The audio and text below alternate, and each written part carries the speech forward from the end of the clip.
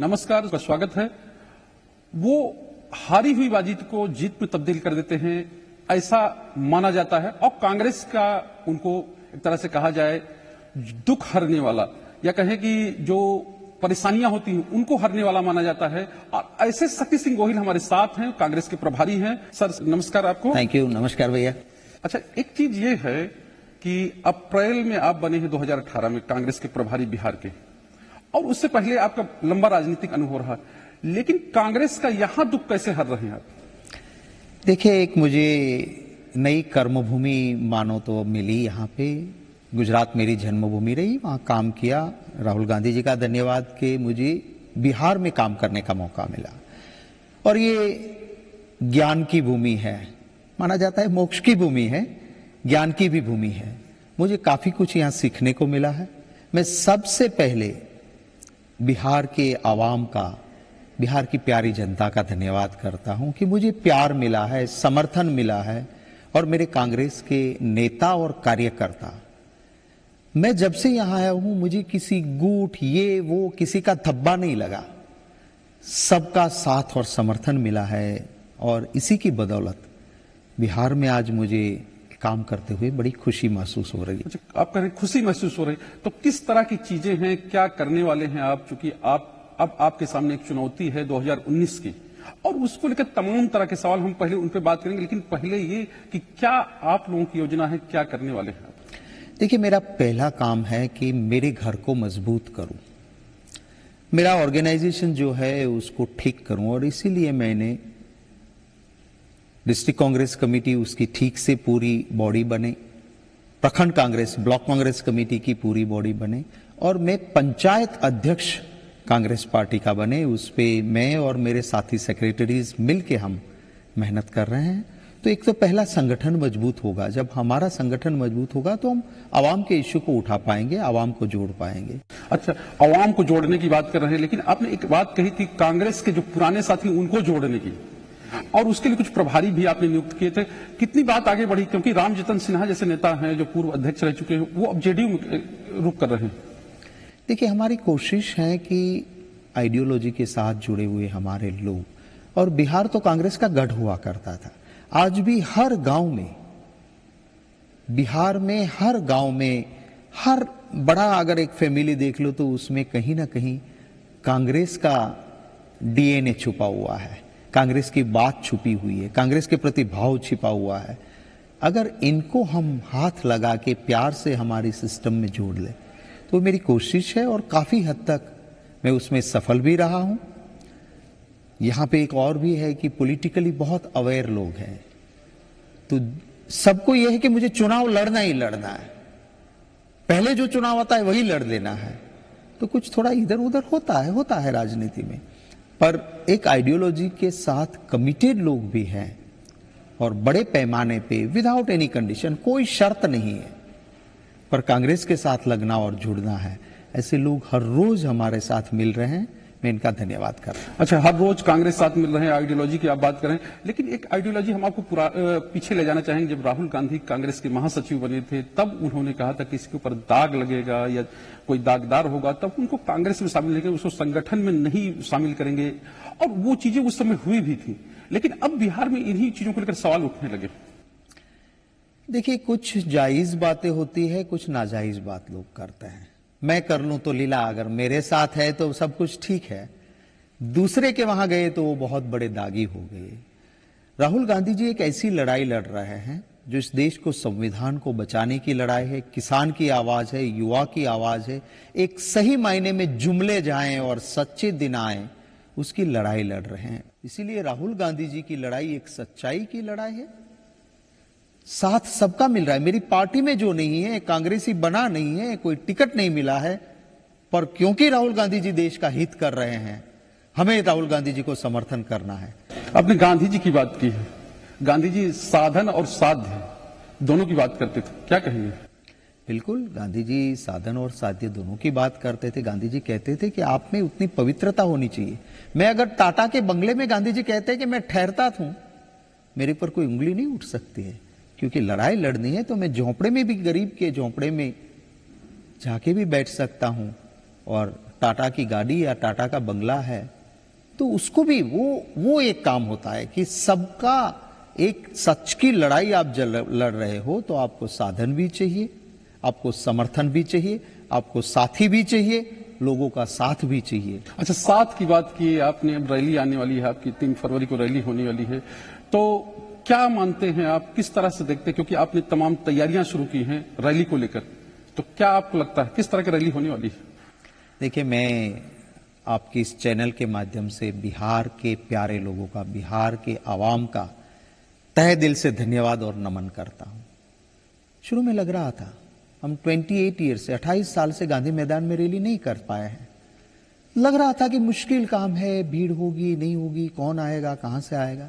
पर अब मुझे विश्वास है, बिहार की जनता पे विश्वास है, आवाम पे विश्वास है कि उनका जो प्यार, आशीर्वाद और समर्थन मेरे साथ है। आप देख लेना, 3 फरवरी को राहुल गांधी जी के मिलने के लिए अपने आप में लोग निकल के आएंगे और गांधी मैदान पूरा भर जाएगा, ऐसा मेरा विश्वास है। अच्छा, गांधी मैदान भर जाएगा वो तो ठीक है, लेकिन अब ये बात है कि रैली हो रही है, प्रियंका गांधी भी राजनीति में आ गई, तो क्या आप लोग उनको बुला रहे हैं या कि क्या कहेंगे, क्योंकि पूर्वी उत्तर प्रदेश के प्रभारी हैं? देखिए, राहुल गांधी जी के नेतृत्व में कांग्रेस पार्टी काम कर रही है। शुरू में बहुत जो राजनीति में नहीं करना चाहिए, ऐसी घटिया राजनीति करके राहुल गांधी जी के लिए सोशल मीडिया में भाजपा ने बातें चलाई, पर जब देश की जनता ने राहुल गांधी जी को देखा, जाना, पहचाना, सुना, नजदीक गए, राहुल गांधी जी ही देश का हित है ऐसा लोगों को लगा और 5 राज्यों के चुनाव हुए। अमित शाह और मोदी अहंकार की बातें करते थे, राहुल गांधी जी प्यार की जबान बोलते थे, और 3 बड़े राज्यों में राहुल गांधी जी के नेतृत्व को इस देश की जनता ने माना और सरकारें हमारी बनी है। साथ ही प्रियंका जी का एक अपना करिश्मा है, पूरा परिवार एक शहीद परिवार है, लेने के लिए नहीं, प्रधानमंत्री की कुर्सियां 3-3 बार छोड़ दें ऐसा परिवार है। प्रियंका गांधी जी आई हैं, अभी उन्हें चार्ज भी लेना है। बिहार लाएंगे, बिहार में आने के वो करेंगे प्रियंका जी? देखिए, अभी प्रियंका जी ने चार्ज तक नहीं लिया है एज ए जनरल सेक्रेटरी, अभी वो बाहर है, आएगी, चार्ज लेगी और फिर कांग्रेस हाईकमांड है, वो सबका रोल। मुझे कोई कहेगा कि तुम ओडिशा जाओगे, तो मेरे हाथ में नहीं है। राहुल गांधी जी ने मुझे बिहार की जिम्मेवारी दी है, मैं यहाँ काम कर रहा हूँ। तो हाईकमांड कहेंगे कि ओडिशा तुम्हें प्रेस कॉन्फ्रेंस करने जाना है, तुम्हें ये काम करने जाना है, तो वहां भी जाऊंगा। तो ये एक सिस्टम पार्टी का है। अच्छा, रोल तय होगा। एक बात और, रैली की हम बात कर रहे हैं, एनडीए भी रैली कर रहा है, उसकी 3 मार्च को रैली है, लेकिन ये कहा जा रहा है कि उनकी संगठित रैली है, वो साथ में घोषणा करते हैं, लेकिन महागठबंधन की जो साथी वो अकेले रैली करने के लिए तैयार है और उसमें केवल ये कहा जा रहा है कि नेता सब शामिल होंगे। देखिए, सब अपना अपना अपनी बात, अपनी प्रोग्राम्स देते ही देते हैं, पर उसमें हम महागठबंधन 40 से सीट कैसे ज्यादा जीते, वो हमारा गोल है। हमारा आपसी बड़ा भाई छोटा भाई वो लड़ाई हमारे वहां नहीं है। तो ये कांग्रेस पार्टी अपनी रैली कर रही है, पर हम इसमें हमारे सभी साथी नेता हैं। मैंने सबसे बात की है, तेजस्वी जी से बात की है, मांझी जी से बात की है, उपेंद्र कुशवाहा जी से बात की है, मुकेश सहनी जी से बात की है, मैंने शरद यादव जी से बात की है, हमारे लेफ्ट के साथी हैं, सब इस रैली में आएंगे। अच्छा, वोट की बात आपने की, आपने 40 सीटों की बात की, तो अब सीट बंटवारे पे ही आ जाते हैं।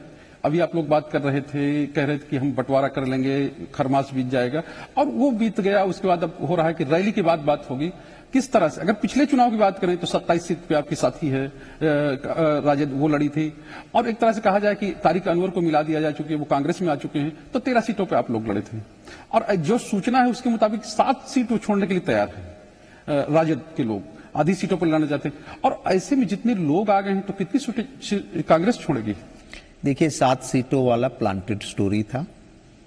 कोई अपने अपने हिसाब से स्टोरीज प्लांट करते हैं, क्योंकि यहाँ पे भी सबको डर लगता है कि महागठबंधन एक होके साथ में लड़ेगा तो सफाया हो जाएगा एनडीए का। इसलिए कुछ न कुछ खबरें क्रिएटेड न्यूज है, रियलिटी नहीं है। हमने काफी बातें की हैं, कुछ चीजें ऐसी होती है जो आखिरी तय होता है तो हम डंके की चोट पे बोलते हैं कि हाँ ये किया है हमने, पर कुछ स्ट्रेटेजी होती है जो घर में बैठ के तय की जाती है और आखिरी तक इसको इस कैमरे के सामने हम नहीं लाते हैं। तो ये भी बात नहीं है कि हमारी बातें नहीं हुई है, बातें हुई है, पॉजिटिव सेंस में हुई है। अच्छा, मांझी जी तो आपके साथ हैं, वो अब कह रहे हैं कि यूपी जैसी स्थिति नहीं होनी चाहिए, कांग्रेस को यहां साथ रखना है। आखिर इसको क्या समझना चाहिए? देखिए, सच्ची बात है, मैं मांझी जी का सम्मान करता हूं, बड़े सुलझे हुए नेता है और उन्होंने बात सही कही है कि कांग्रेस को आप नजरअंदाज नहीं कर सकते। और आप देखिए हमारा वोट शेयर आज तक का, तो कांग्रेस को मांझी जी ने जो कहा है वह सही कहा है। एक अनुभवी सुलझे हुए नेता की बात सबके दिलों में। मेरे महागठबंधन में कोई भी, लालू जी भी कभी ये नहीं चाहेंगे कि कांग्रेस को छोड़ के कुछ करें। 1998 से हर पार्लियामेंट का इलेक्शन आरजेडी के साथ हम सूझबूझ के साथ आइडियोलॉजिकल लड़े हैं, सिर्फ एक चुनाव को छोड़ के। और 2009 का एक्सपीरियंस देखने के बाद सबको लगा था कि नहीं भैया ये गलती हो गई थी। उस वक्त कांग्रेस और आरजेडी को साथ रहते होते तो आज बिहार का पॉलिटिक्स कुछ और हो सकता था। तो ये सब मानते हैं, तो मैं नहीं मानता हूं कि हमारे वहां कोई दिक्कत आए। 2009 की बात की तो मुझको वो भी दिन याद है जब लालू जी 4 सीट जीत के गए थे और उनको कोई कद्र नहीं हुई थी। और उन्होंने कहा था दिल्ली जो है वो एक तरह से बल खोजती है, दम खोजती है, हम उस दम के साथ नहीं आए इसलिए हमारा सम्मान नहीं हो रहा है। तो आप जब आज 2019 में हम लोग बैठे हैं 10 साल बाद, तो ऐसे में भी तो दम के साथ ही जाना चाहेंगे। बिल्कुल, और वो दम तभी दिखा सकते हैं हम लोग, चाहे मैं हूं या और कोई है, जब हम साथ रहेंगे। विचारधारा के लोग अगर बिखर के रहेंगे तो हम दम नहीं दिखा पाएंगे। और लालू जी तो जमीनी जुड़े हुए बहुत ही सुलझे हुए नेता है। अच्छा, आपने ये कहा कि वो हाथ मिला लिए होते, लेकिन हमको वो दिन भी याद है जब एक बिल फाड़ा गया था और वो कहा गया वो आने वाला था और जिससे तमाम तरह की चीजें, लालू जी को आजादी मिल जाती एक तरह से कहा जाए चुनाव लड़ने की। तो अब उसको क्या कहेंगे? देखिए, वो लालू जी को लेके नहीं किया गया था, वो ओवरऑल पब्लिक लाइफ में एक करने पर लालू जी के खिलाफ जो केसेस हुए, कहीं लालू जी को लेके वो बिल नहीं फाड़ा गया था।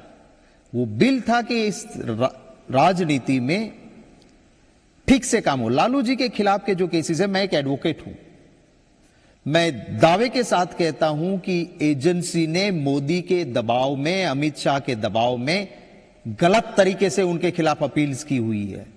लेकिन आज तो एक कमेटी बनी हुई है जिसमें विपक्ष के भी नेता रहते हैं, जज भी रहते हैं, प्रधानमंत्री भी रहते हैं। वो कमेटी सेलेक्ट करती है कोई कौन निदेशक होगा, कौन। हमारी ये संस्कारिता रही कि जब कमेटी बनी है तो उसमें कंसेंसस बिल्ड करें और सर्वसहमत होकर काम होना चाहिए, बहुमत से नहीं, यूनेनिमस डिसीजन होना चाहिए। ये संस्कारिता इस देश की थी। मोदी गुजरात में मुख्यमंत्री रहे, लोकायुक्त नहीं रखने दिया।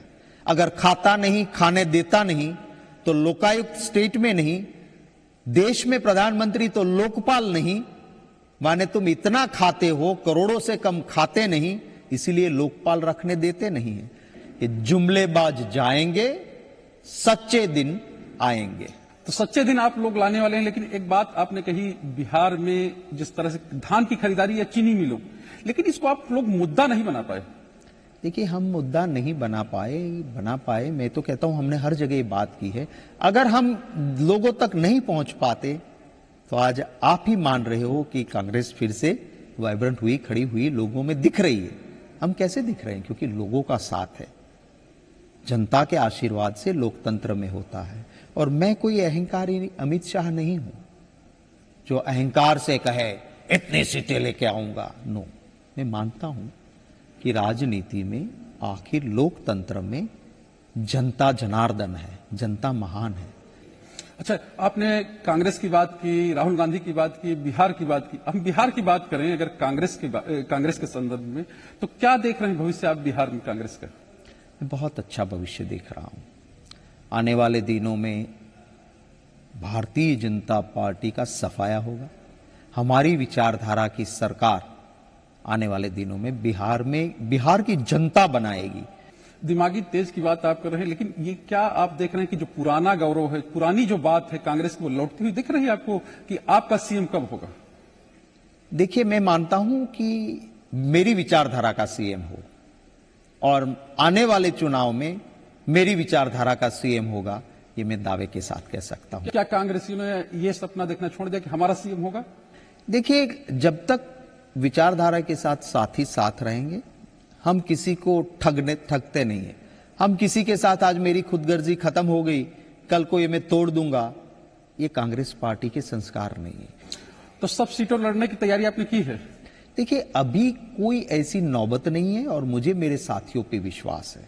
आइडियोलॉजिकल लड़ाई हम लड़ रहे हैं, इसमें मेरी तैयारी तेरी तैयारी, मैं मजबूत तू कमजोर, वो नहीं होता है। हमको इस देश के संविधान को बचाने के लिए किसान, युवा, बिहार का हित, देश का इंटरेस्ट, इसके लिए जरूरी है कि हम आइडियोलॉजिकल कमिटमेंट के साथ एक रहे, विचारधारा का मेल हो, जो हम करेंगे। अच्छा, विचारधारा के मेल के हम कल की एक बात कर रहे हैं, एक कोट कर रहे हैं, कर्नाटक के मुख्यमंत्री हैं कुमार स्वामी, उन्होंने कहा कांग्रेसी अगर नहीं मानेंगे तो हम पद छोड़ देंगे।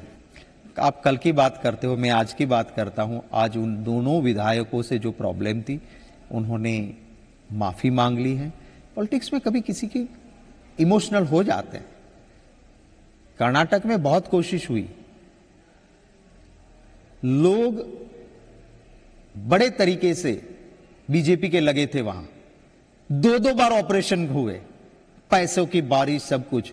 अमित शाह ने कोशिश कर ली और सोशल मीडिया पे तो ऐसा लग रहा था कि अब अमित शाह ने तोड़ लिए विधायक, कांग्रेस और जेडीएस की गवर्नमेंट गई, भाजपा की गवर्नमेंट बन जाएगी। और भाजपा ने चालू किया कि अमित शाह चाणक्य है, पर जब नहीं बनी तो सोशल मीडिया में बहुत अच्छा चला कि ये चाणक्य भगवान का अपमान था कि अमित शाह से तुलना हुई। कोई टकला होने से चाणक्य नहीं हो सकता है। अच्छा, एक और बिहार को लेकर हमारी बात है कि विशेष राज्य के दर्जे की मांग होती है और इसको लेकर आप लोग कहते थे कि हम जब आएंगे विशेष दर्जा देंगे, आपने भी कहा। तो क्या लगता है अगर आपकी सरकार बनती है तो बिहार को उसका हक मिलेगा?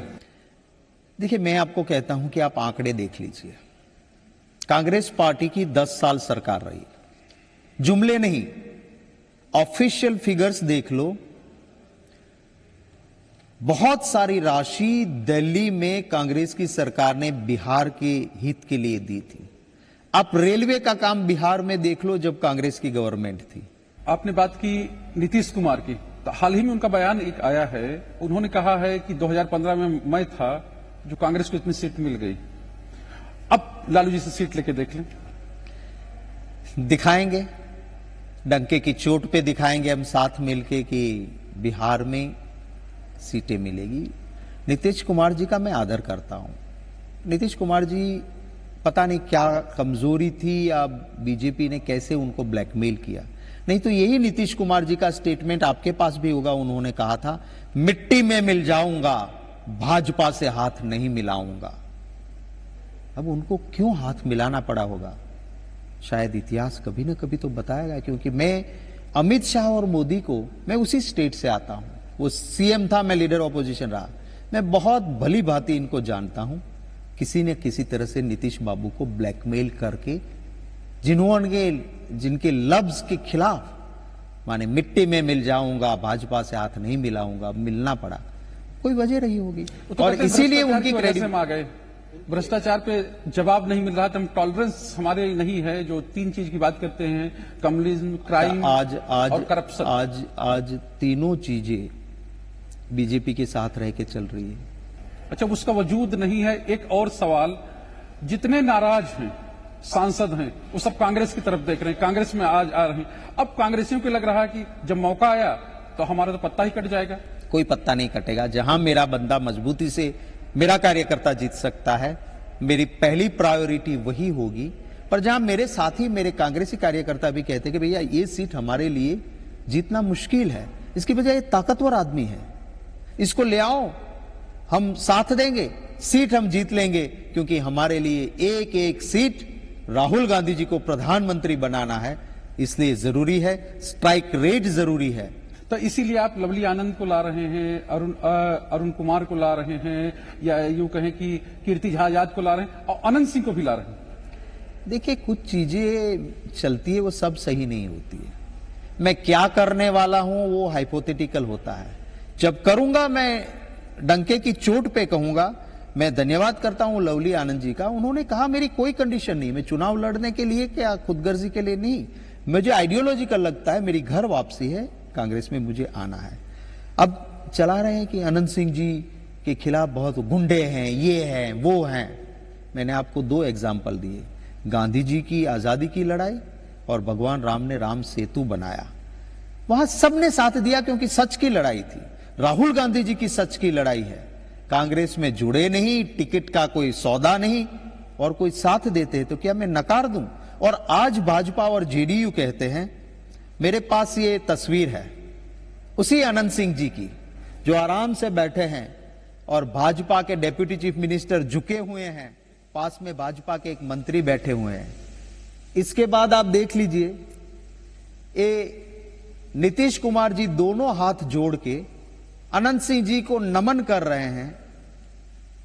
तब अनंत सिंह जी पाक साफ सुधरे बहुत अच्छे इंसान थे, और अनंत सिंह जी ने मुझे एक रैली करके राहुल गांधी जी के समर्थन क्या कर दिया, वो सबसे बड़े गुंडे हो गए।